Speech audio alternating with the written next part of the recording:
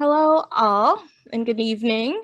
My name is Sherelle Rogers Jackson, and I'm the Literary Program Associate for the Fairbanks Art Association. Thank you to each and every one of you for being here with us today.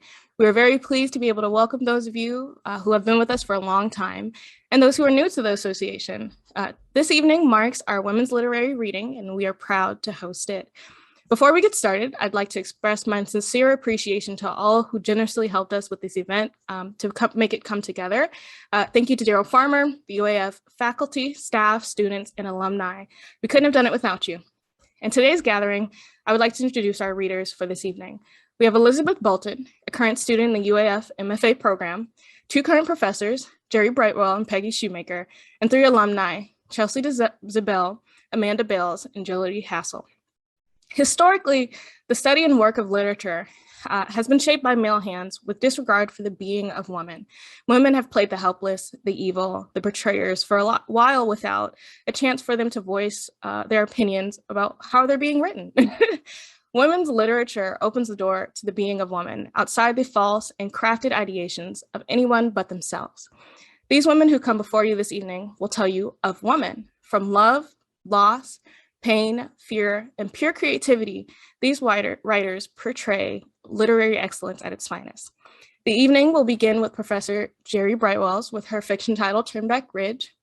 We'll move to Professor Amanda Bales with Peckless Stories, Professor Chelsey Zibell with her assorted poems, student Elizabeth Bolton with Starfish, a paean to those who cannot breathe, to Professor Jody Hassel with Love Lost, and it will end off with Professor Emerita Peggy Shumaker with her assorted poems as well.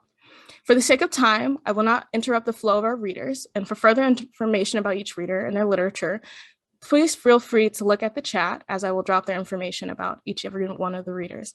Finally, if you have any questions, please leave them in the chat and I will get to them at the end with our 10-minute Q&A session for our readers. Without further ado, let's welcome Professor Gerri Brightwell, reading Turnback Ridge. Hi, thank you all to everybody for showing up this evening. Thank you very much to the Fairbanks Arts Association and to Sherelle for putting this event together. I'm going to be reading from a book that's not quite out yet, Turnback Ridge.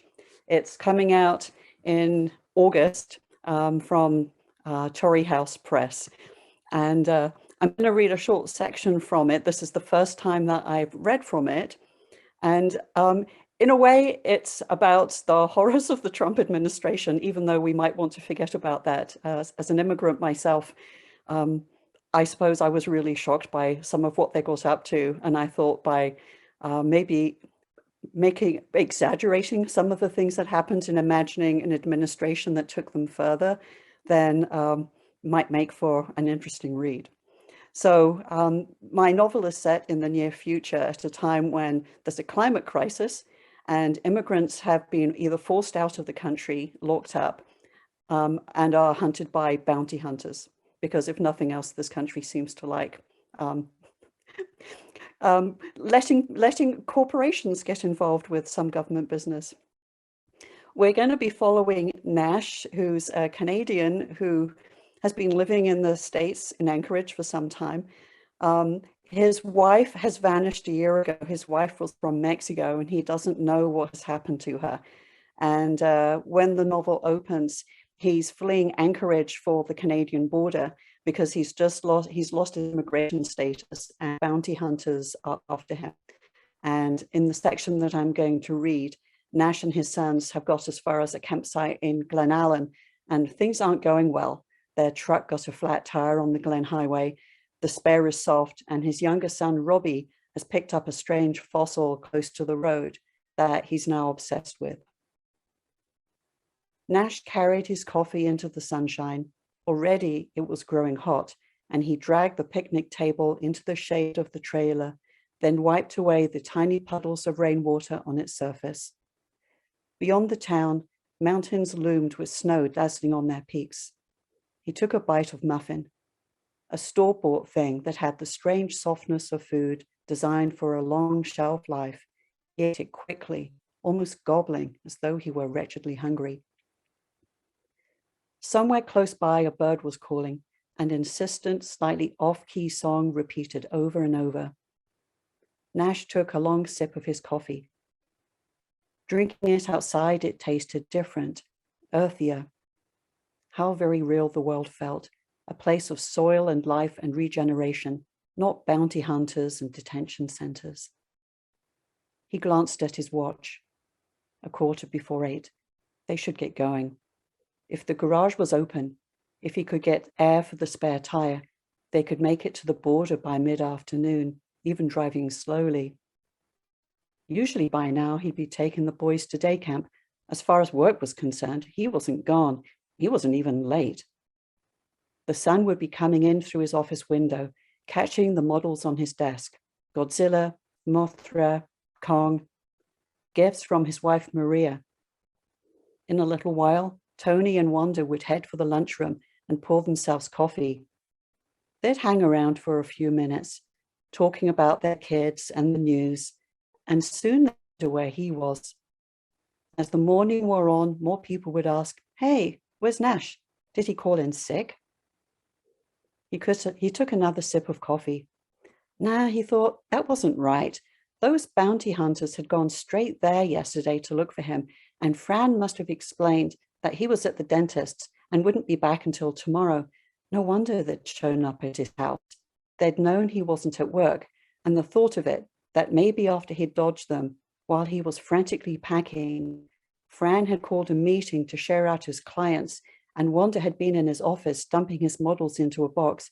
It made him queasy, as though the world had lurched beneath him. When the trailer screen door slapped open, Nash set down his coffee and glanced behind him. Chris stepped out in shorts and flip-flops, already eating a muffin.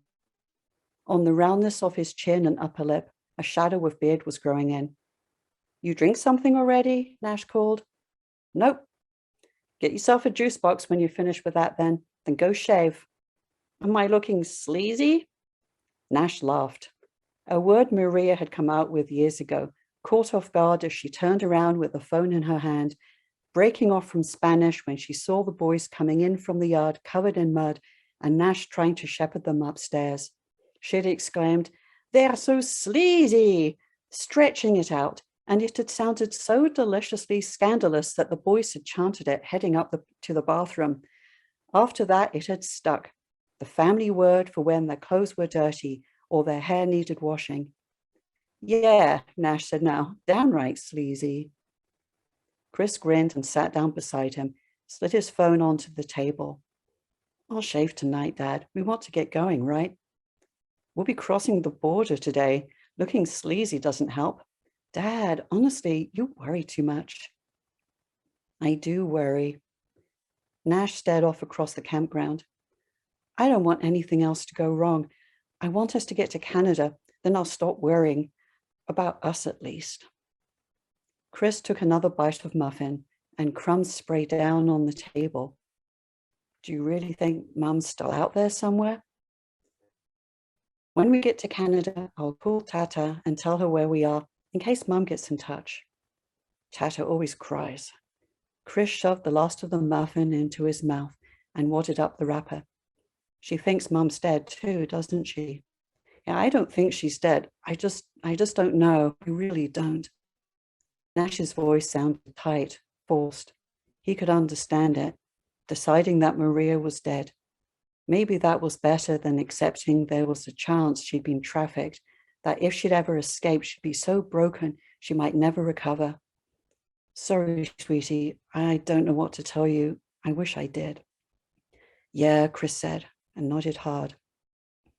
He flicked away the crumbs on the table, but they caught in the spots of water. "You did pack the chargers, right? My phone's dead." Nash sighed. "Sure, in one of the boxes." "Really, Dad?" "It was a mad rush. It's a miracle I packed them at all." Chris scowled. "Then let's stop in town and buy one." "Oh, come on. You can live without texting for a day or two, can't you?" Chris picked up his phone and rubbed its screen clean against his t-shirt. "I just wanted to let my friends know what's going on. Not until we're over the border, just in case." "Don't you think that's a bit paranoid?" "It's not paranoia if they're really out to get you. Nash gave a quick smile. Seriously, though, let's not tempt fate. Chris shoved the phone into his shorts pocket. Honestly, Dad, but he swallowed back whatever else he was going to say. I need another of those muffins. You? No, said Nash, I'm good. Tell Robbie to get a move on, okay? Sure. And the bench shifted as Chris stood. A few moments later, the screen door thudded shut. Nash was drinking the last coffee when Robbie came out of the trailer, a muffin in one hand and the fossil he'd found in the other. He was wearing the same t-shirt as the day before, juice stains and all. Nash said, Hey, I told you to change, sweetie, and put that thing down. He sat opposite Nash in the sun and blew the hair out of his eyes. They looked small and too bright, as though he was tired out. Maybe he hadn't slept well, but then none of them had. He still had his fingers wrapped around the fossil, and Nash touched his wrist. It's not going anywhere.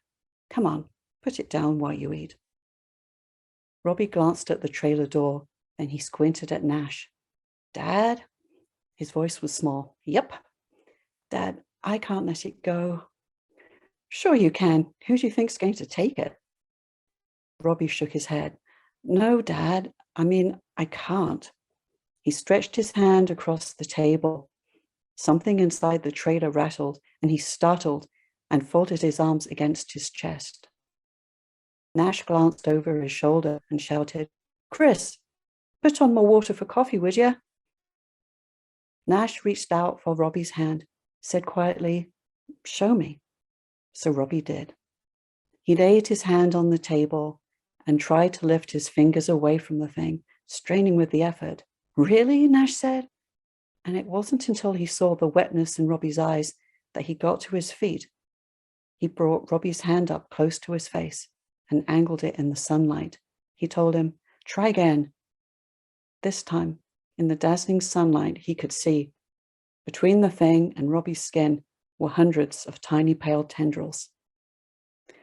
Okay, I'm going to leave it there just when things start getting interesting.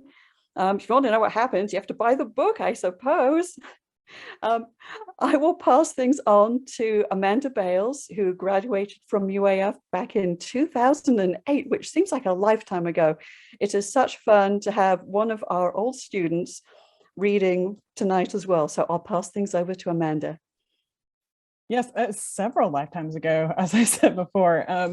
Yeah, I am so excited to be here with these extraordinary women and for this extraordinary night. So thank you to Daryl Farmer for reaching out to me and to the Fairbanks Arts Council for putting this together. And especially thank you to Sherelle for your work coordinating the event. And to everyone joining us tonight. Your time and attention are the greatest gifts you can give others. So thank you for sharing yours with us. Before I begin, I do want to say what an honor in particular it is to read with Dr. Gerri Brightwell, who is not only a writing mentor, but also an outstanding model for me as a writing teacher. I remember clearly when Dr. Brightwell landed a very large publishing advance. And while so many authors might take this as latitude to become an academic diva, like beg off of committees, shirk thesis work, there was absolutely no change in her commitment to her students or her work for the department, which is an integrity I try my best to emulate and certainly wish more people had. Okay, so I'm here tonight to read from Pecola Stories, which is a book of short fiction linked by reoccurring characters that live or are from a small Oklahoma town called Pecola, which is a fictional amalgamation of where my family is from. The stories range pretty wildly in form. Some are traditional short stories and others are more flash fiction and experimental. So to give you an idea of how both of those work, I'm going to read one flash fiction piece, so one complete piece, and then the opening scene, just like a snippet from a more traditional story. So here is the flash fiction piece. It is called At the 4th of July Potluck, the Year She Moves Back Home. Oh, and before I begin, I'm so sorry. I did want to I don't know if dedicate's the right word, but I did want to just take a moment and say that, yeah, maybe dedicate my portion of the reading to Derek Burleson and Frank Sos, who were such big parts of my experience in Fairbanks and who are dearly missed. So here's the first piece. It's a flash fiction piece, and it is called At the 4th of July Potluck, the Year She Moves Back Home. I suck the marrow from the chicken leg, slurp the devil from the eggs, smack a sheet cake slice the size of a house shingle, and swill the good beer, while other ladies skirt the table. Peck and preen in the hope a good man might read restraint as marriage trained, the hearsay being, all our hunger's the same. Here, let me tell how women shrink while men swell, how in my other lies I dreamed of sex, but lovers here don't take feedback well. So now I wake moaning for fried pickle chips, skillet peach cobbler dripping with cream, a mess of fatback turnip greens, brisket dry rubbed and smoked for days. The only mouth pleasures these hills offer, and the kind my sister denies herself to sate the demands of her good man, meaning only employed, and only beats her when she gets mouthy. Her mouth made only for one thing, he says, and the men around him laugh. Earshot, she winces, then smiles at the wound. I'm hunched over pork ribs, licking sauce from the divot above my upper lip, the Cupid's bow that dips over both our faces. But while my sister tucks hers under, I pull mine taut and sink teeth to bone. Okay, so that's the flash fiction piece, and then it's this short snippet from a more traditional short story. It's called Fair Enough. Kendall parked behind the old schoolhouse that sat by itself at the corner end of 2 dead streets. From the cooler in the back of her car, she gathered a bag of ice and a honey bun, then stepped to the tree line and pushed onto a footpath so faint most people missed it, not knowing where to look. Cheek and pin branches and hickory roots and blackberry vines grabbed at her as she walked. She itched to groom the trail, but knew if she wanted the place to stay secret, it needed to stay wild. So she counted the scratches on her arms and the snares in her clothes a fair enough price.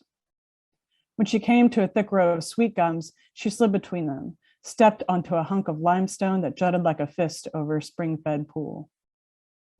As always, the first thing Kendall did was walk to the cooler she and Ruth had tied to a cottonwood.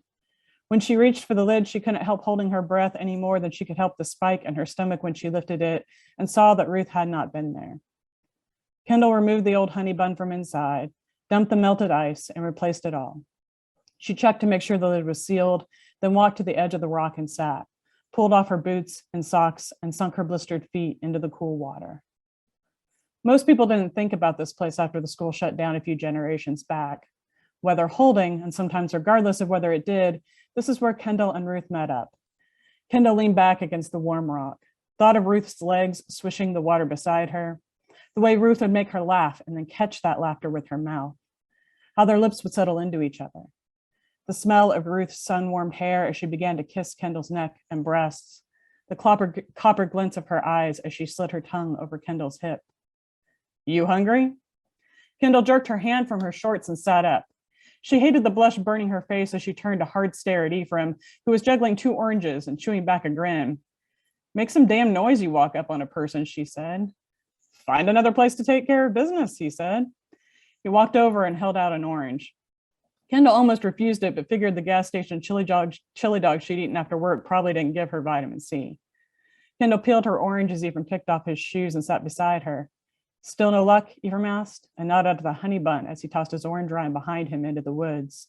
Nope, said Kendall. You hear anything? Ephraim shoved half an orange into his mouth and shook his head. You know, he said, swallowing, a month ago, if someone had asked if it was possible to hide in this town, I'd have told them to get real. Kendall didn't know what to say to that. There had been many times when Ephraim had wished it were possible to hide in their town. They both had. Ephraim swallowed the last of his orange, then stood and stripped off his clothes. Kendall averted her eyes. Gar's gonna chomp your pecker off, she said. It'd choke, he said, and laughed when she made a disgusted noise. You're such a girl sometimes, he said, then jumped into the water. He never stripped naked without warning or said stuff like that before she told him she was gay. Liking girls doesn't make me less of one, she wanted to say, but never did. All right, so those are my 2 selections. Thank you all so much, and I am passing it over to Chelsey. Thank you, Amanda. Uvanga Qaġġun Nalagmi Chisiga Chelsey Zibell, Nurving Ming Urunga, and Yubahurunga. I am Qaġġun, which is my Inupiaq name. My English name, which I usually go by, is Chelsey Zibell. I am originally from the village of Norvik, which is an Inupiaq village in the northwest part of the state. And I am of Inupiaq heritage and German and other assorted types of white, if I may say so without being offensive. So I'm very, very glad to be here. I am the assistant professor of Inupiaq language, which is a new position, a part of the Alaska Native Language program here at UAF, which is really exciting. It's really daunting at sometimes, but I've been really enjoying it. And I really like what I do, but unfortunately, it doesn't give me a whole lot of time to focus on writing. But some of the poems that I do, or one of the poems that I do have to share with you is a poem that is both in English and in Inupiaq language, which I would like to start with.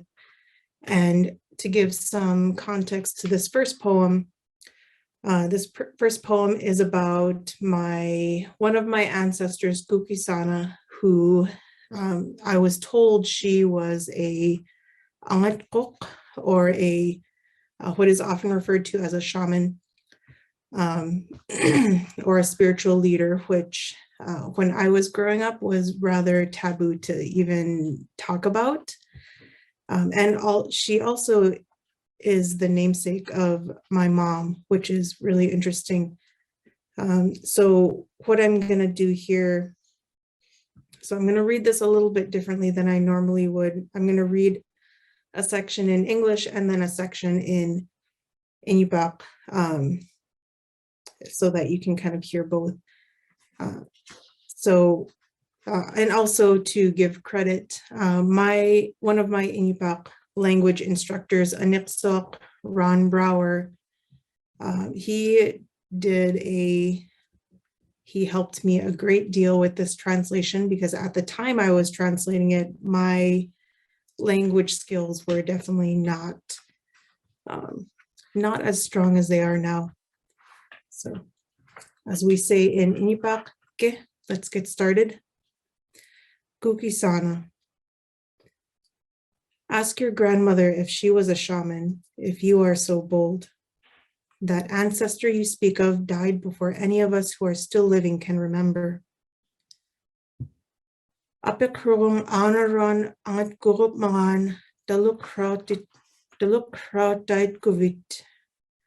Daimnya civilik ukaw siran bik sok inyurahut kaurimatay ngapta. Gukisana was rounded out when she left the south shore and traveled upward. Gukisana singayamarak alagma unit gamyung samna sinikrak banganmun ilovluni. When she ran away, maybe she took her husband, or maybe she took him from the north. Kimukami soguk kalura likata imma kanuktat banga pinyara. Men from the place by the shore wanted to wed her, but her shaman instincts could see each of her inward spirits, and so would not marry any of them.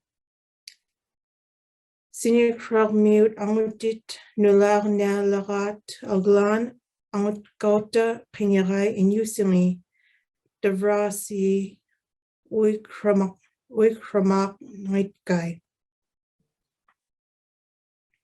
Her fellow Aunt Gut from that place bothered her. Were they all men?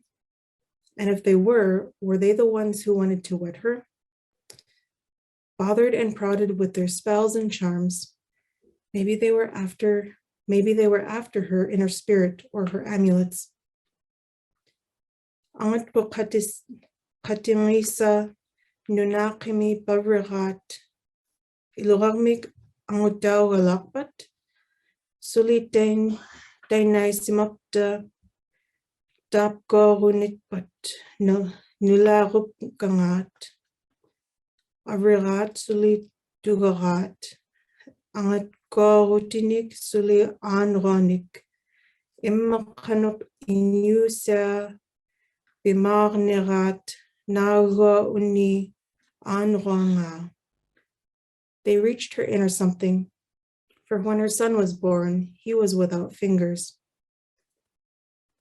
Aksanirat illumiota ataki irnya anigami inyugorinyaksak. Their reachings and charms didn't counter his umbilical amulet.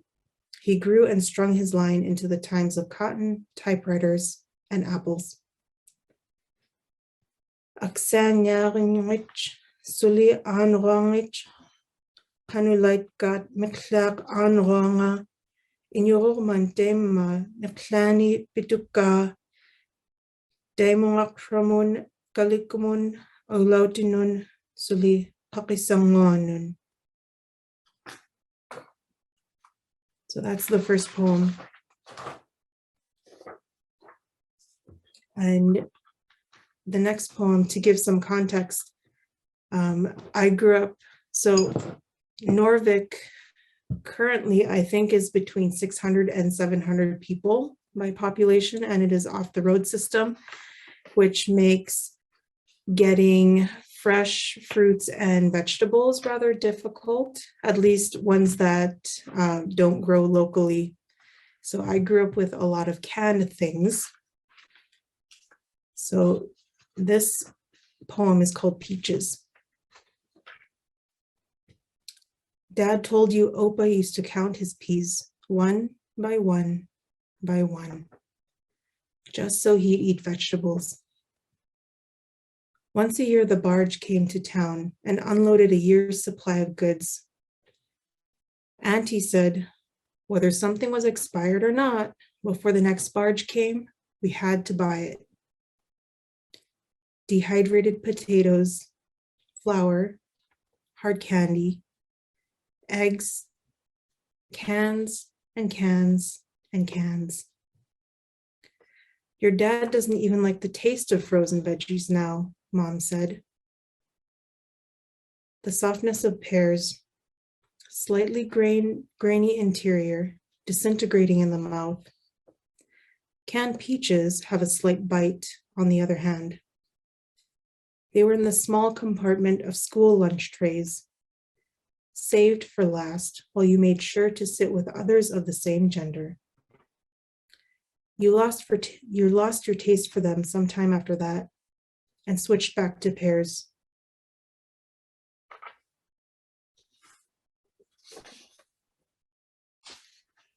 Then I have two more poems, and both of these poems are about Indigenous dance, which is something that in my particular region was historically not allowed because it was viewed by missionaries as something that was very spiritually dangerous. And this next very short poem is called Learning to Dance. He said the song you seek is in the wind. I've listened part-time, my ears half bound. Maybe his mentor cheated him. I find no music and weather, only sounds. How does a man create song with motion melded in drumbeat indigenously? I might be cut off from inspiration. It seems to travel the drum umbilically.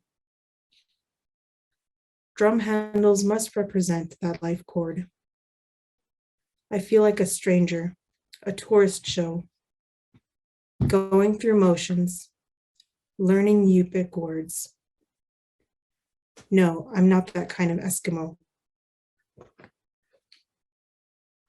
And to give a little bit of context for that poem, the cultures that people often refer to with the term Eskimo are Inupiaq and Yupik, which are very similar cultures, but they're very different. So that's kind of what that is getting at. And then I would like to end with one last poem. And to give context to this one, so the inspiration for this poem was me walking through the UAF campus, and I was going to the Festival of Native Arts events, which is a UAF event that occurs every year and incorporates dances from various Indigenous Alaskan cultures. And I came across someone who had some, who was not Indigenous, but had some concerns about, once again, the spiritual safety of Indigenous dance. And I thought that he had some really interesting things to say, and they were things that I had heard a lot growing up. And that's kind of where this poem, where that inspiration comes from. So this poem is called Standing at the Stairs. 1. Decon is made of wheat, but the devil hides in wholesomeness, permeating good things so that we may eat and be destroyed. Tell me, my child, is a dance worth the price of your soul? 2. An eon spent living with the land, habitating under sod, eating together on the floor, telling stories by the light of the Nanak, dancing and dancing and dancing. Then they came with weapons of paper. 3. Let us free you. Here is bread for your table and soap for your tongue. Here is a skirt for your legs and a fire for your drum. Come to the fire, my sweet sister. 4. The land is theirs now. Living above ground, eating at prescribed times on a wood slab, reading the holiness by lantern light, praying to be less sinful. The light, the light. 5. That spirit that is with you is the evil one. Only he can cause you to move in such ways. Only he can turn your feet and bend your knees. The drum is his heartbeat. Your language is his breath. Be still, my child. 6. No, sir, those ancient spirits do not talk to us anymore because we live in the light now and drink Pepsi and eat pilot bread. 7. We saved you so that you may once again live, once again dwell in your culture with our approval. You're welcome. 8. Dunra, my spirit, doubts him. Dunrak, my spirit guide, he is looking at me. Dunrang, ikayunga, help me. Friend, let me cleanse your soul.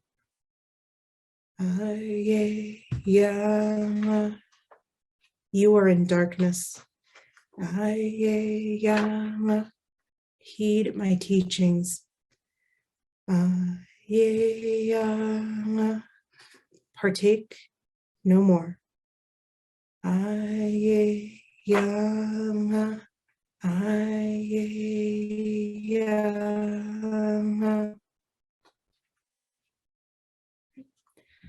As we say in my dialect of my language, Dara, that is all that I have. And I would like to pass this on to Liz Bolton.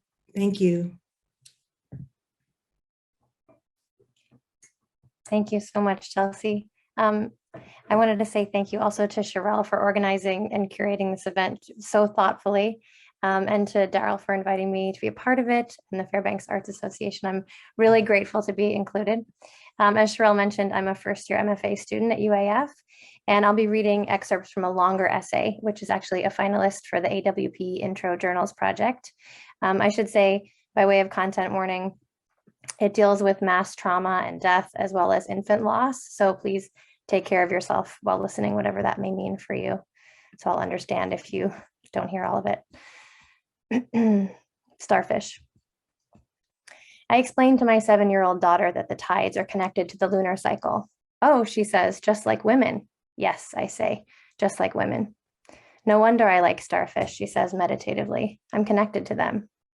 I picture her on the beach, her small frame bent over a washed up starfish, probing its dead carcass. And I think of all the other creatures we're connected to, how gossamer threads tie us together like woodland fairies in an old Nordic tale. Starfish, yes, and moth larvae and the prickly parts of a holly bush, baby goats and dwarf lantern sharks, and the nearly smashed slug on the tire of my son's little bicycle. All sorts of creatures, also people. Starfish are not fish at all, but echinoderms, so biologists prefer the term sea stars. Generally speaking, echinoderms, which also include sand dollars, sea cucumbers, and sea urchins, have pentamerous radial symmetry, which means their bodies can be divided evenly into 5 parts around a central axis. Part 1, crushing. My friend called me after I'd read about it in the papers, the beachside building that seemed to crumble like day-old cake. I shook my head at the impossibility of it, the whole thing sheared off like a demolition site. T is in there, my friend said. She went to visit her parents who live there. She just arrived that night. We're trying to get a hold of her. I don't think I said it. I couldn't have been that callous, but I was thinking it, and he must have been thinking it too. No one will ever get a hold of T again. T is no longer get-a-holdable. T's body has been crushed. T's spirit, one hopes, is commingling with the ancients, achieving higher understanding, finding truth and beauty beyond what we can know while we're still alive. Everyone was crushed, and those things didn't happen to me, but because we're all connected, I dreamed that I was suffocating, and no one came for me. The mud brittle star, the largest type of sea star in Florida, may be hard to spot. It can bury itself up to 5 inches deep in sand for protection. The star will generally leave an arm or 2 exposed to catch bits of food while still remaining largely invisible to predators. My friend never confirmed that T was dead. I never asked if he'd gotten a hold of her. Instead, I followed the body count as it rose day after day. I scoured the paper for confirmation of what I knew to be the inevitable. I thought of her brother, how he must have been praying that she and their parents would be found buried but still gasping, their mouths dust-filled and parched, that they'd be pulled from the wreckage, handed water bottles. They'd be bandaged and cleaned, and they'd do a press conference. The headlines would call it a miracle. Under attack from a predator, the reticulated brittle star will leave behind a limb in order to escape. I finally saw her parents' names. A day later, T's name appeared. She was the 95th of 96 bodies recovered. She was 36. Part 2, falling. I worked with Jimmy's wife at a small boutique in Brooklyn in the late 90s. He used to come into the store and chat with us, his hulking firefighter's form in contrast to the silky camisoles and linen jackets, his big arms lifting up giggling, writhing toddlers into the air. Jimmy was a first responder. After he didn't come home on September 11th or 12th, kept not coming home, Jimmy's wife must have continued to bathe her littlest one, also named James, and seen his father's eyes looking back at her. She must have made dinner for her big girl, big compared to James, but not big enough to understand, because who is big enough to understand? She must have answered the girl's questions about daddy, or not answered her questions about daddy. How to explain to a 5-year-old, to a 2-year-old, that buildings are not as solid as they seem when you draw them with crayons on construction paper, that the life you knew is over, that you're indelibly marked. 400 specimens of well-preserved Devonian age fossilized starfish were discovered near the Hudson River north of New York City in 1912. A friend of a friend was there too, only a few years out of college. It must have seemed like a plum gig. When you grow up in New York City, you have a hierarchical map of neighborhoods in your brain, places you might like to work, places you might like to live.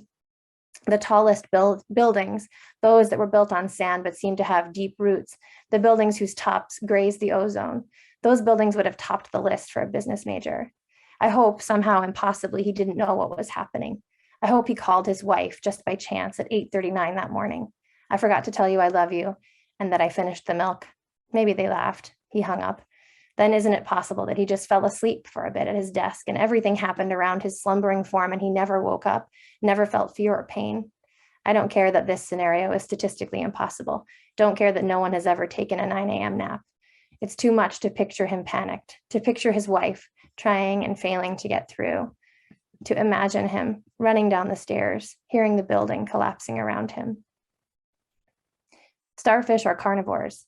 They eat mollusks and clams, oysters, mussels, and sand dollars. They pry open the shells with the suction cups on their feet. They'll eat other animals too if they're injured and can't move quickly enough to escape. My parents used to be able to see the two buildings from their bedroom window, almost matching, one a little taller, the other with an antenna that pierced the clouds. My mom would sit there in the mornings in her recliner, meditating or reading, but then they were gone, and the ash that blew across the East River wasn't just burnt up paperwork from the banks on the upper floors. My dad kept talking about the ash. He was so haunted by the ash. He collected the bigger pieces, as if trying to piece together a puzzle, as if he might be able to blow on the pieces, like a magician in an old-timey traveling show, might be able to bring something back to life. New York's East River is actually a saltwater tidal estuary and is filled with life like seahorses, crabs, shrimp, and the common starfish. I can barely remember what it felt like to step inside the towers now. There were stores downstairs, bustling halls filled with people who didn't know how to send a text message or what it felt like to take their shoes off at the airport. The footprint of the buildings has been replaced in my mind by that impressive and lifeless octagonal tower, by the reflecting pools that look like unfillable holes, no tides ebbing and flowing. Their water is forever holding its breath. The most common type of starfish found near New York Harbor is the Forbes Asterias sea star, which generally reproduce in spring.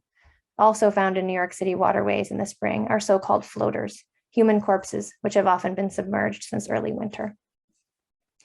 Part 3, crashing.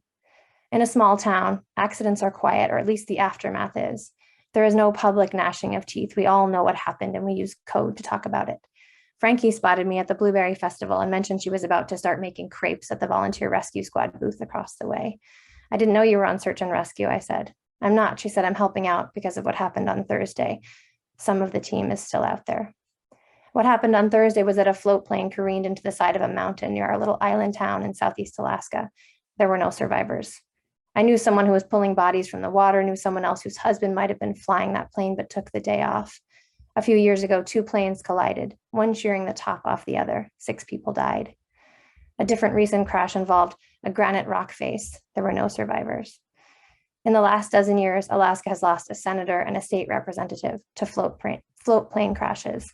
Imagine you're on your local school board, and then you think bigger, and maybe you run once and lose, but you learn from it and run again and win, and you find yourself traveling all over the state to Hoosleyan, Coldfoot, and Prince of Wales, and it becomes the norm, the small, shaky airplane the size of a Chevy Suburban.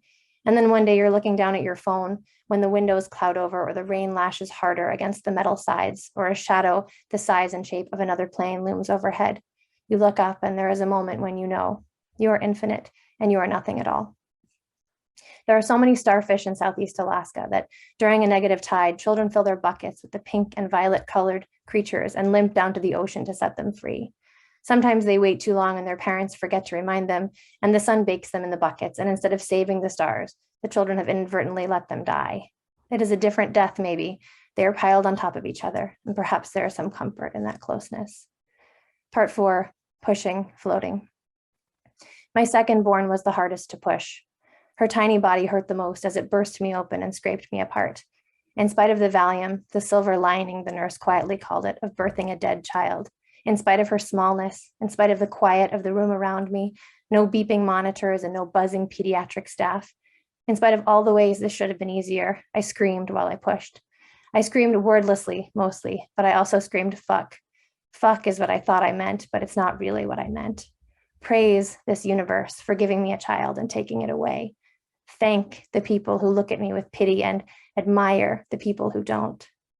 Love the women down the hall who are giving birth to babies they will take home with them, to nurseries filled with pastel stuffed animals and brand new copies of Goodnight Moon. It seemed to take so long for my cervix to open and release her, for my daughter's limp form to appear in the doctor's careful hands. My screams subsided and she arrived in silence. They wrapped her up and handed her to me. Dead babies do not need to be held naked to their mother's breasts, their skin warming to the temperature of her body in the room. Dead babies are covered up because they are gray.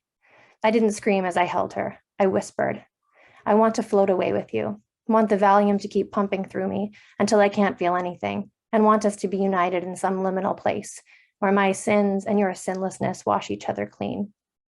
No, that's not true. I want you to be 4 and to hold your hand as we walk down a nondescript street. I want a regular afternoon. I would take a single regular afternoon. So many have been smashed. So many have drowned.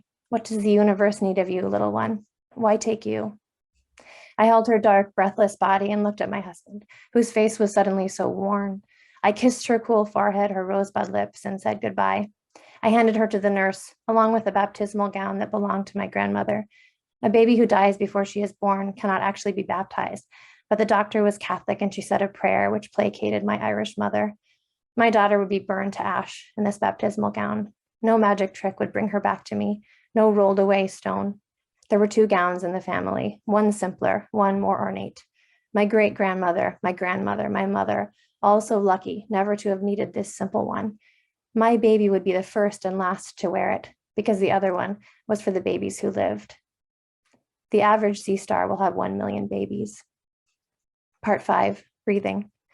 Yes, my darling, you're connected to starfish and the moon and the tides, but mostly you're connected to these other people, to the last soft breaths they took before their breathing became jagged. You're connected to the jagged parts too. You didn't really know them, but they lived and they died, and that is enough. In those just before waking moments, breathe the breath of the dying, offer it as a paean to the dead.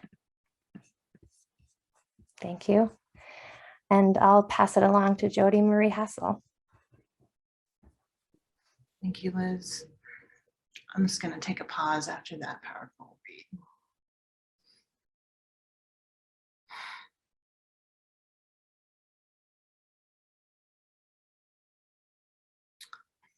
I'm honored to be among these writers and all of you who have joined us here. Thank you for being present.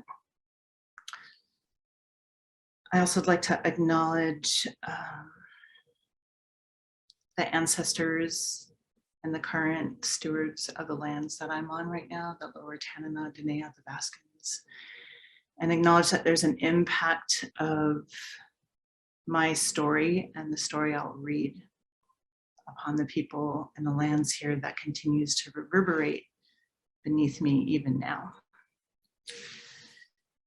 And I also would like to acknowledge my Aunt Marian Josephine Hassel Schaefer, whose manuscript that she left behind I've borrowed liberally from to create this. The title of this essay is Loveless, which is 2 words, love, and then less, L-O-E-S-S. It's a first draft, so work in progress. Thank you for witnessing my process here. This is not the whole of it either. It'll be longer. It'll braid in some of these other themes that you might be able to see developing. Loveless. I was born again on the edge of a cut made by my grandfather. I like to say I was born twice because the first time didn't stick me to any people, save for those keeping me fed on a schedule and swaddled into some sort of lucite nursery box for 5 days at St. Francis Memorial. I sometimes still feel safest in close confines all to myself, and I have been told that 5 days in infant time is an eternity. But I wasn't alone forever. My people came for me on day 6 and flew me directly up to the edge of the cut. The cut is on a creek called Ready Bullion, just outside of what is now known as Fairbanks, Alaska. The banks of this place are made of loess, packed specks of mountain dust blown in from who knows where and how long ago, ground down by ancient glaciers and carried across stream beds into vast deposits that make up the hills where I live. This is an origin story, And as such, if it is to be an origin story of any merit, it must go back to the beginning. The origin story of any speck of dust must reach beyond the speck, back and back to mountains and their makings in larger convections of roiling and upheaval, and perhaps even further back to cauldrons of stars. Likewise, the cut itself reveals a narrative of its own, and its maker is difficult to pin down. But we can start with Bapa. Bapa is my grandfather, so named by my cousin Lynn because Bapa is how she pronounced Papa as a toddler. More than Papa, Bapa is dragline, stogie, lava soap, loader bucket, sluice box, fedora, glass eye, dozer, and hydraulic giant. Bapa is Bapa. Looming tall like the 200-foot banks of Luss he washed away into oblivion, Bapa made his own from the gold of the creeks in the interior of Alaska. But he started out hungry. Born Harald Hassel Olsen, Bapa left his home of Skotselv, Norway at the age of 13 on account of rascality. He was sent to sea by his elder brother Torleif for bringing home a goat. Whatever mischief bringing home a goat could have brought down on his household seems dwarfed by the impact of his banishment to the merchant marine. Frightened and shy, the cabin boy version of Bapa had to grow up quick as he catered to the raucous jeers of burly shipmen through the onset of World War I. In those imperiled times, they sailed only in daylight so their lights would not attract enemy ships and submarines, and young Harold learned the ways of life at sea. His first tour began in winter. One of Harold's duties was to serve the rowdy crew at mealtime. The galley in the stern was connected to the dining area midship by a deck of ice. One evening, as Harold delivered food to the men, he lost his grip on the ice and broke his leg. Upon hearing of the boy's injury, the captain changed the ship's course and made for Halifax, the closest port of call for treatment. The ship resumed its route after the break was set, and Harold never forgot the captain for his kindness, but he also remembered his cruelty. They eventually reached Philadelphia, ironically the city of brotherly love, as Bapa would say. At dock, the crew lined up to receive their pay so they could go out on the town. Harold stood in line for a long time to get his due. He needed to buy a blanket to fend off the cold nights on the ship. When it was his turn, the captain said, "What does a kid like you need with money? Next." I have never truly been out to sea, never so far out that land was not always in view. And yet, I have felt set adrift. And I wonder about navigation, if it's less about reading maps, features, and stars, and more about longing, a calling across vast gaps to arrive, a collaboration with wind, electrics, and swells to land. All those wind-swept specks aloft on the currents have all made home, made safe in deep beds beneath birch trees. These bluffs of Luss make maps of such travels. They are the cartography of millennia. According to science, the dust in these hills has traveled over 700 miles from mountains in all directions, like the Aleutians, the Wrangels, Yukon-Tanana uplands, and the Alaska Range. Geologist Elizabeth Naden reads these maps as such. The origins of Luss can be used to reconstruct the strength and direction of winds during glacial and interglacial cycles, which is factored into models of atmospheric circulation. In interior Alaska, the Gold Hill Luss deposit is a climate data reservoir stretching from 130,000 to as far back as 3 million years ago. These banks are more than deposits of time. They are the Aeolian palimpsest of ancient thunders, billowing heat, volcanic tempests, and frigid executions. Our herald found his way back and forth across each sea to every major port of call in the world by mastering the inner tick and horror of machines. By the age of 19, he had worked his way up to chief engineer. He managed to sail home to Norway at least once a year to check in on his aging mother and fatherless nephew.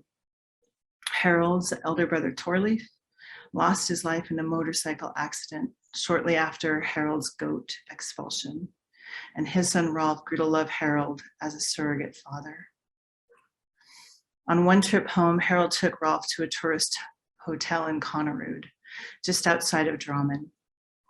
Rolf was about 10 years old and the happy owner of a well-traveled bike. I had to skip some parts.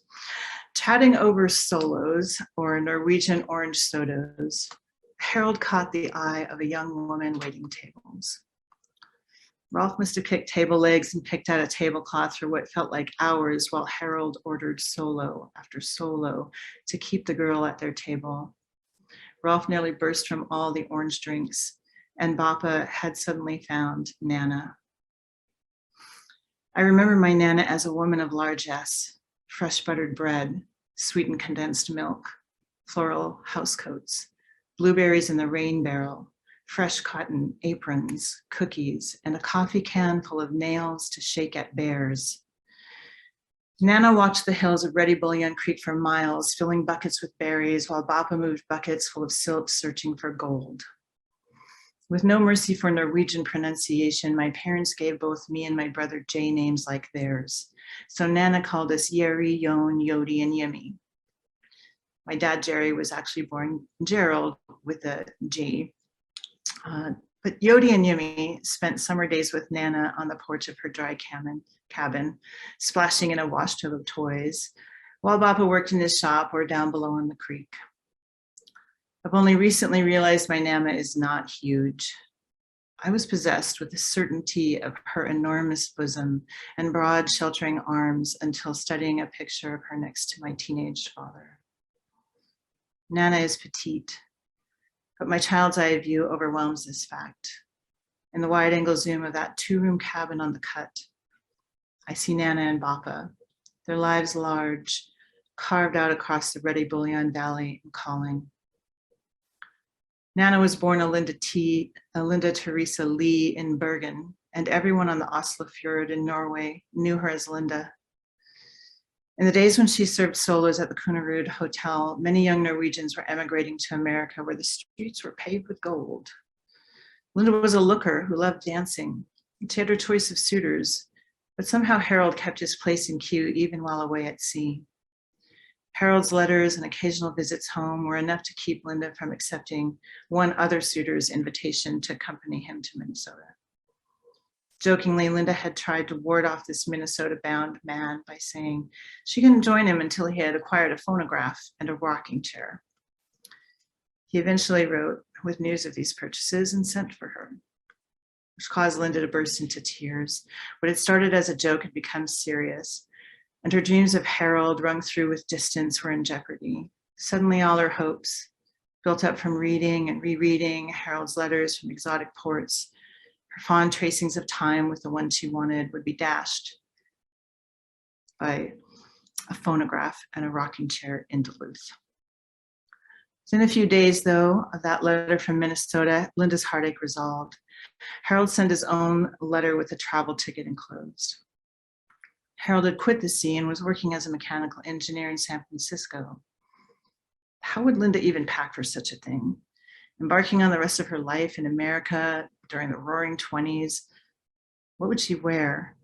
What dresses, blouses, hats, gloves, shoes, jewelry would make the cut, not only for the 15-day overseas haul and the additional 5 days plus across the North American continent, but for the rest of her life?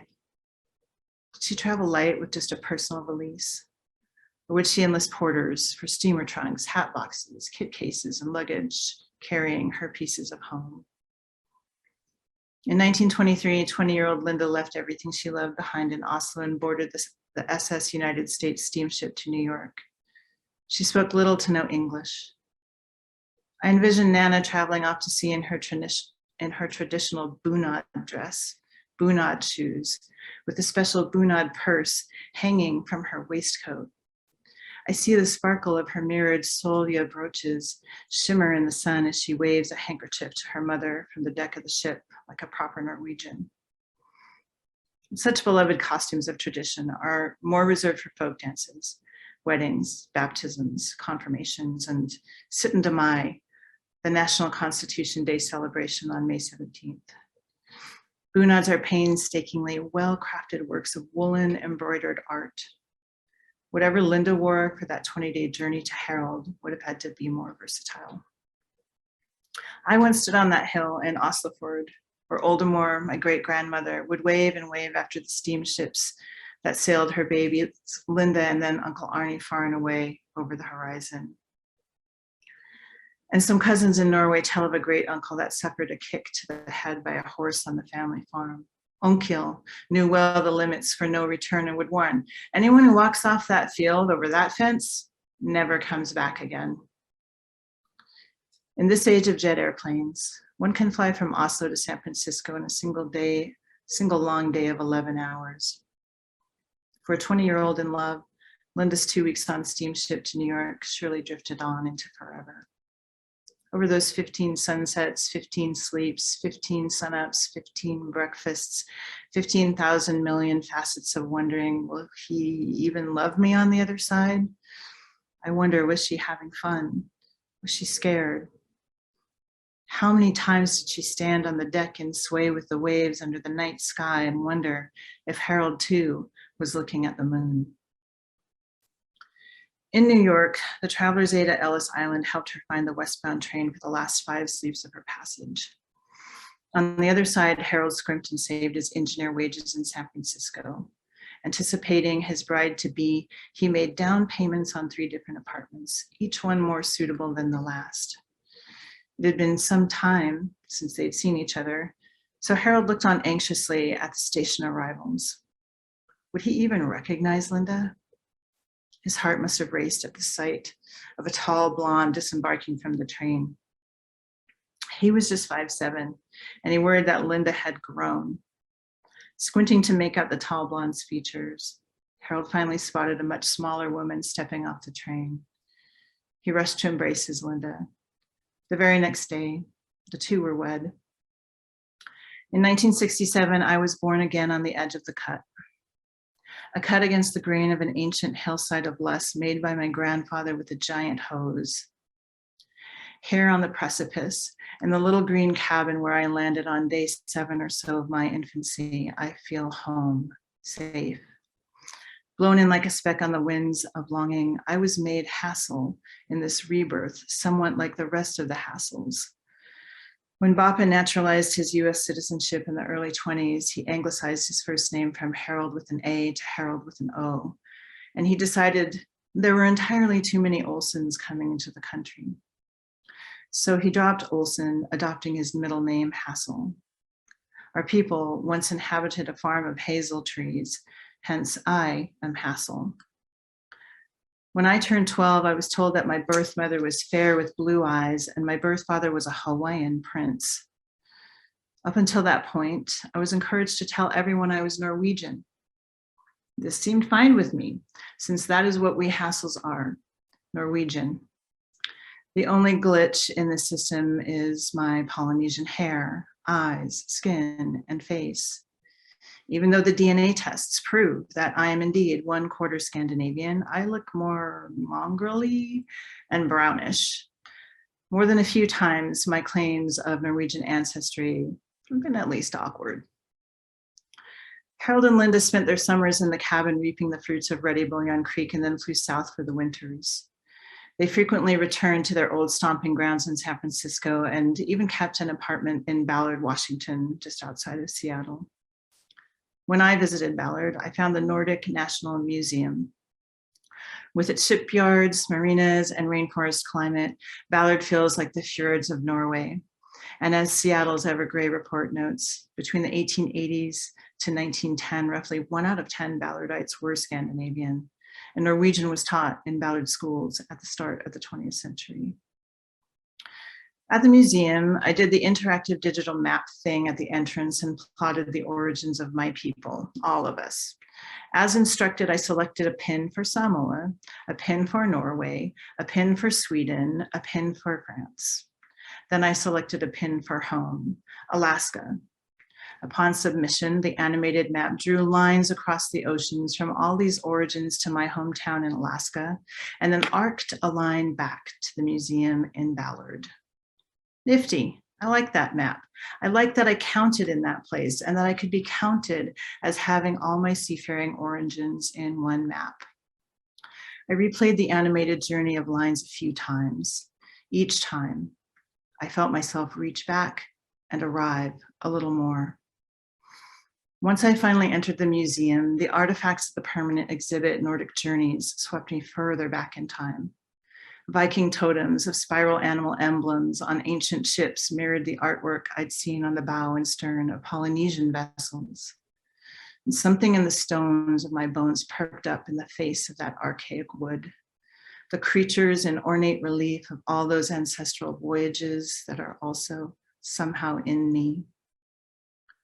My journey through the museum ended in the gift shop. After gathering a few smelly soaps, a candle, and stickers, I remembered I wanted a true emblem of my people. I gazed into the larger of 3 silver solia brooches in the case. My tiny inverted face reflected back in each of the 6 golden mirrors on the pin. The shop clerk came over and said, "Oh, that's a nice piece. I've been eyeing that one for some time."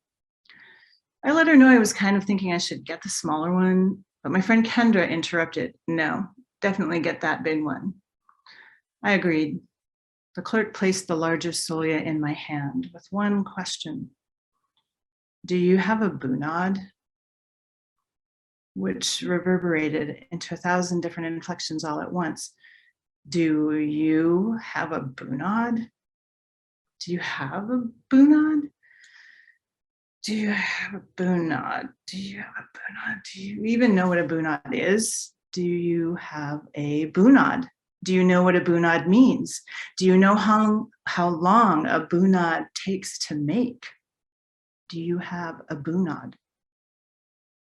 Do you have a bunad? I wished she would have just looked at my answers on the digital map so she would know I was allowed here in the National Nordic Museum. I wanted to explain the whole adoption bloodline thing and how I had to say I was Norwegian, and then how I actually found out I am Norwegian, and how you can see my 23andMe proof right here. But instead I peered over my black K95 into her slate blue eyes above her cloth mask and lied. Yes, I have my Nana's bunad. After lying, I went to the botanical gardens and walked the Ballard Locks by the old fish ladder dams, tracing the steps of my Nana and Bappa, and thought about my missing bunad. Thought about lying. Later, my therapist would say, "Good for you. Remember that automatic defense of who you really are." I was, after all, birthed on Sittendamai, May 17th. This birthday gives me a special magic among my Norwegian peoples as it celebrates the signing of the Norwegian Constitution in Eidsvoll on May 17th in 1814. And it marks the beginning of Norway's independence from Sweden. And on Sittendamai, in the hills where I live, on the edge of the cut above Ready Bullion Creek, the hazel-related birch trees shine with that first green gold of spring, and I am home. The end. Thank you. I'm sorry if that went a little long. Now on to Peggy Shumaker.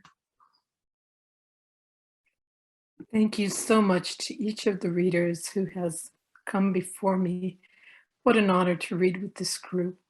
And thanks also, of course, to everyone who put in the invisible hours to make this event happen, especially Daryl and Sherelle. I'm going to begin tonight with a piece that I did not write because I feel it's appropriate to honor Frank Sos. And this is just 3 tiny paragraphs that Frank wrote. Lift. Of the simple machines, the pulley may be the friendliest. Just when we need it most, it can take some of the load off, make us stronger than we are all by ourselves. In this way, we're brought to recognize our needs and our limits. Just now, we may all feel a small lift in our world. If so, we should remember we alone can't lift as much as we can with a little help. We together have lifted our spirits and our prospects in these past few months. If it is so, if we've managed to turn our world toward the better, it's because we've recognized all we can do when we pull together. Frank Sos. I recommend to you his most recent book of stories, The Gettin' Place. He wouldn't say getting, he would say the gettin' place.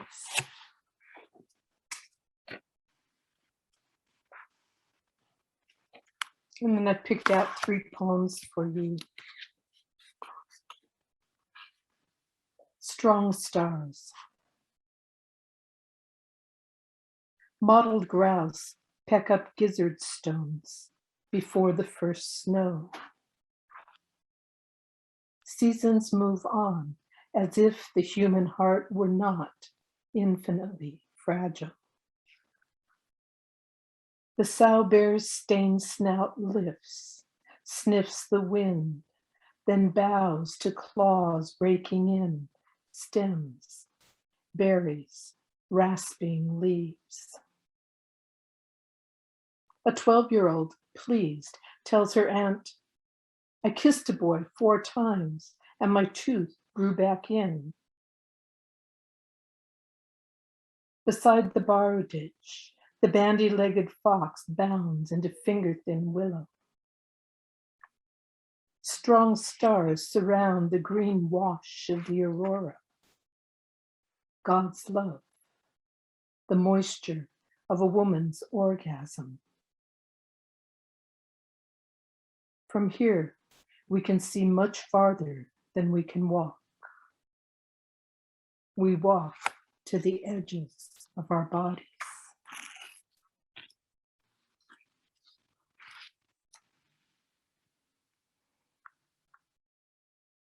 What a privilege to be the great-grandmother among this group. I've had the great honor to teach some amazing writers over the years. And one of them was Eva Salidas, a marine biologist, amazing poet, talented essayist. And Eva and I spent time together in Fairbanks, of course, while she was doing her MFA and doing her MS in biology at the same time. And also on the Big Island of Hawaii, where she and Craig had property. And this poem is called Gifts We Cannot Keep. At the old Kona airport, past soccer fields and abandoned hangars, cracked asphalt spreads. Taxiways for miles parallel the Pacific. We just come from Body Flow, a class that, in your words, kicked my ass. By then, though, you'd caught a second wind. You wanted a run. I have never wanted a run. We did not yet know what coursed again inside you. You took off, gazelle in grubby gym clothes. I clambered up onto lava rocks to watch the surf. White foam turned spume over jagged black. Your study animals, orcas, white and black, far from here, gorged on seals and porpoises. You knew already that after the spill you were witnessing their last days, listening underwater for the language spoken only by this pod that after the spill did not make babies. You saved your breath for prayers in wind, for poems and songs and long hours glassing the water. We had no way then to know that they were back, the cells that could not control themselves, those cells. You ran beyond where I could see. I faced vast waters. One moment calm, then the ocean explodes, barnacle-crusted humpback, full-body breach splashes me, wild eye huge and watching, whale pausing like Baryshnikov in rarefied air. The great gift of all we cannot know, laid out before us, broken as asphalt, mended as water mends, then mends again.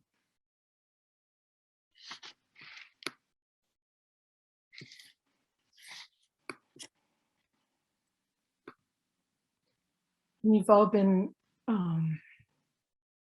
listening a very long time, and I thank you for sharing this time. My last poem is a little bit longer, and it's dedicated to everyone who has suffered from COVID or because of COVID.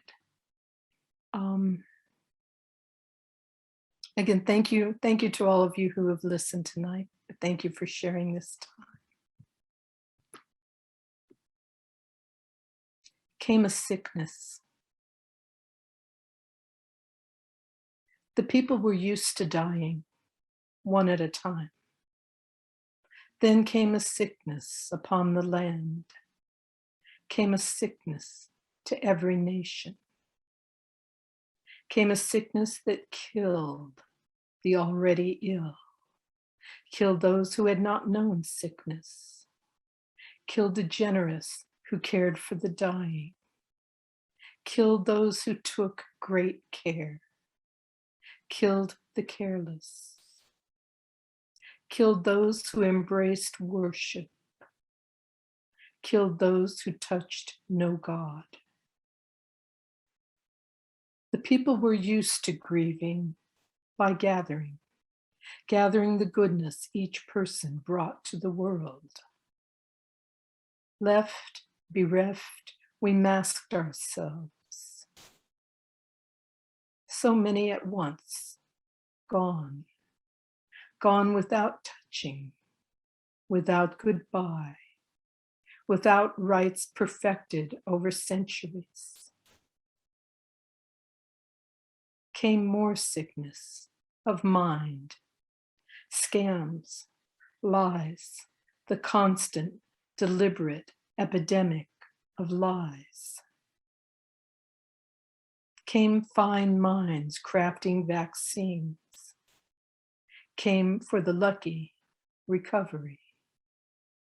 Came brown, blue, hazel, green eyes above cloth, seeking other eyes. Came deep grief, opening rituals we'd never touched. Breathe out, breathe in, this air we share. Each breath a blessing, each breath a prayer.